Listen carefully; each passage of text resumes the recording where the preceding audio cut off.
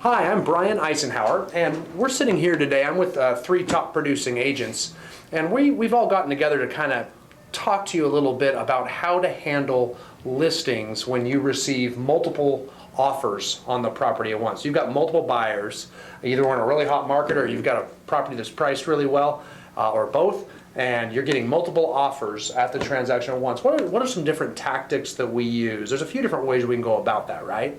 Where we are actually responding to those offers to keep your client's best interest first of mind.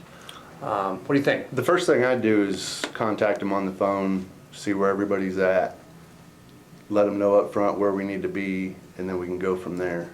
I found that saves a lot of time and a lot of headache for a lot of people. Yeah, that is amazing how many agents skip that first step.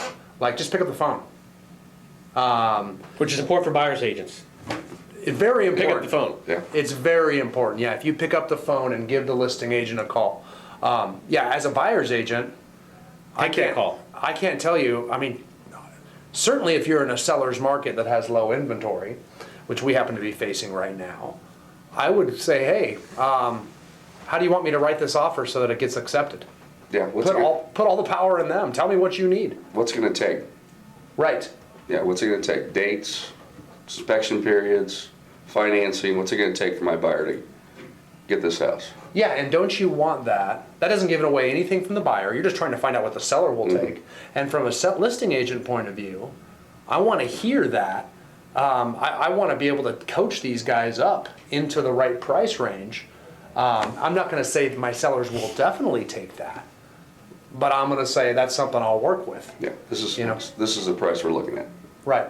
They'll probably get the deal done. As a buyer's agent, I used to actually push the listing agent. To try and get them to agree to get their sellers to take my offer. So if I'm a buyer, I'll say, hey, so if I get this written up the way you want it, you'll get it done for me, right? Yeah, get early. And of course they can't do that without the seller doing it, but I at least want to put that peer pressure on them. Yeah. You know what I'm saying? So that they're gonna have a hard time coming back to me without getting my client's offer accepted if I wrote it just like they wanted to and they said, yes, I can get it done for that. I did my job, now you do your job. Correct. I did my job, now you do your job. That's great. Perfect. Okay, I like that one. So we call them all first and we try to get them up, see what's going on, find out what their offer's about, see if there's any weaknesses, maybe tell them to get rid of it. Like, I've got a contingency. Too high a seller paid closing cost. Yeah, seller paid closing costs with the current appraisal situations. Get rid of them. Yeah, get rid of those too. So we need to find another way. Tells them that that's something that's going to be countered off right away. I like that one too. Those are real big ones right now that I'd want to find out red flags right off the bat. Yeah. Anything FHA is going to require a lot more work, a lot more inspections, a lot more scrutiny. Things like that are going to be red flags. Yeah. So with someone like that, I might say, okay, well, yeah, that's going to be a big red flag to my sellers, but maybe you can get the price up to overcompensate it, and coach them on ways to actually make the thing still look. Or see if they have the ability to go conventional. Yeah. Because a lot of them do. And that whole offer process as a listing agent, a lot of times we really need to advise those buyer's agents as to what we're looking for to get this thing done. So and we don't sometimes. We're overwhelmed and we need to take that time to say, look, here's what it's going to take. For this to be a successful offer from you, we're at X amount over list, or it's got to be cash, or it's got to be this, or whatever. We need to disclose more information as long as our sellers will let us. Yeah, you're saving them time. Right. Okay, so now we go back to we've received the offers, right? We get past the phone call, and there's a few different ways we can respond to all these offers at once too. One of which is called highest and best. Okay, so we can call them all and say, hey, we've got a bunch of offers. How does that script look? I've used it quite a bit when I was first getting started. You basically call them up and say, hey, I've got multiple offers. Seller's wanting highest and best by a certain deadline, and then we'll review everything at that time. There's some good things and some bad things by doing that, I think. Biggest thing is it still goes back to the communication and getting them on the phone and letting them know where you expect them to be to get it done anyway, so that you're eliminating that time of them wasting with a low ball offer on this and Yeah, I mean, if I were to call them and say highest and best, I might say, hey, I mean, do you want my help on what I think it might get it done? Yeah. I mean, Coach them. coach them.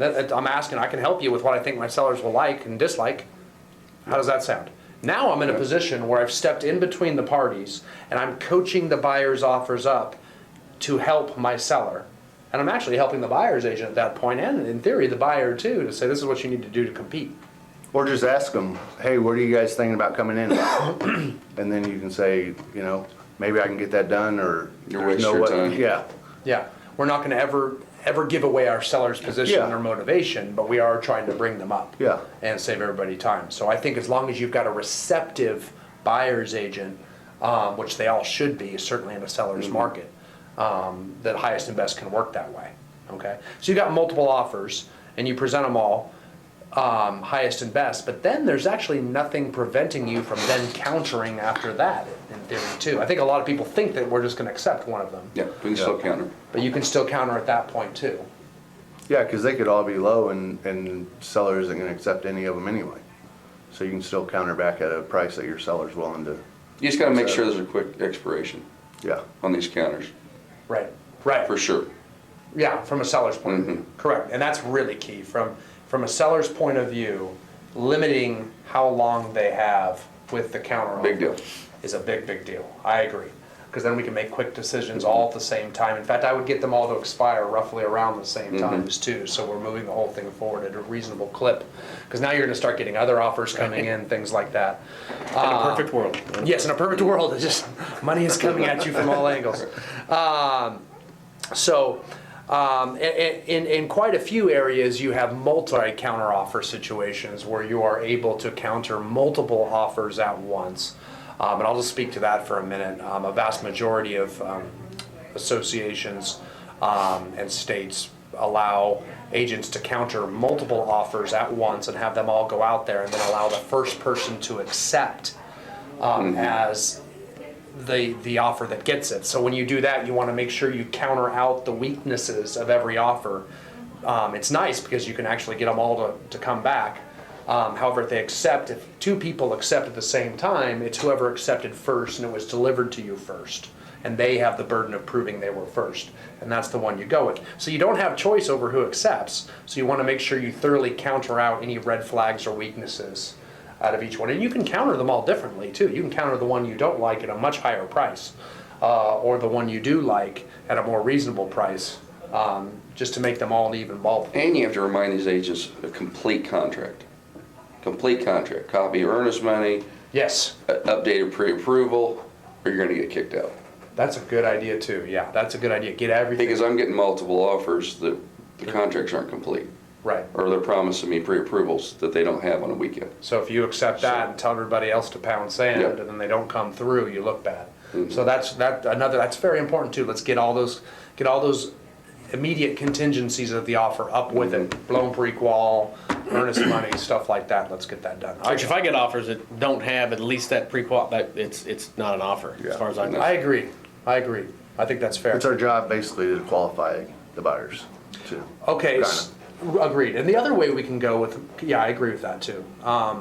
The other way we can go is, rather than do highest and best, we could, if we see one that stands out, a little higher price or a little bit, maybe they're putting 50% down or something, or a cash deal, we just work with that one as quickly as possible to see if we can get it together, and then try to kind of keep the others Interesting. interested. And that's another way to do it too. We just got to move very quick with that person. And we might use the other counter offers as leverage with the buyer's agent of the strong offer to say, hey, I'm going to try to wrap this up before we have to respond on these others. So we got to move quick with me. Otherwise, I got to get them in the mix too. Yeah. And I think that helps. The last thing I would say is a lot of people in a very hot market, a low inventory market, a strong seller's market, a lot of buyer's agents will write offers and limit your time period to respond. So here you are, Mr. Big Shot selling agent. You've got 50 listings out there. And I say, hey Ben, you've got 6 hours to respond to my offer. How does that make you feel? 6, that's a good buyer's agent there. That's Yeah. 3 hours seems to be Okay, the norm. 3 hours. But I let them know if it's realistic up front. Right, yeah, I mean, because your buyer, I mean, Seller's golfing. It's not in gonna a happen. seller's market, buyers do need to know their place in the negotiation. And that could tick me off. Yeah. You know what I'm saying? Because I'm gonna, really, in 12 hours from now, if I do respond, are you still not gonna keep it going? No, you know. Exactly. Does that make sense? So those are done with as much punch as they can have right now. Now, if the seller lays out a time frame, that's a different ballgame, because the minute that time expires, you can start countering somebody else. They're in control. Right. This So works. it's once again, Ben says and Shane says it's important to communicate. Pick up the phone and let them know I'm not gonna be able to make that expectation right now. My client's a very busy person. I'll get to it as fast as I can, and I'll get back with you. There you go. I mean, There you go. Buy it's a you, simple because all you're conversation. doing is buying your seller time Yeah. to make a better decision. Yeah. You know, so, okay, well, guys, thank you so much for your time today. Great. I really appreciate it. Great work, and hopefully you get a lot more multiple counter offers in the future. Thank you.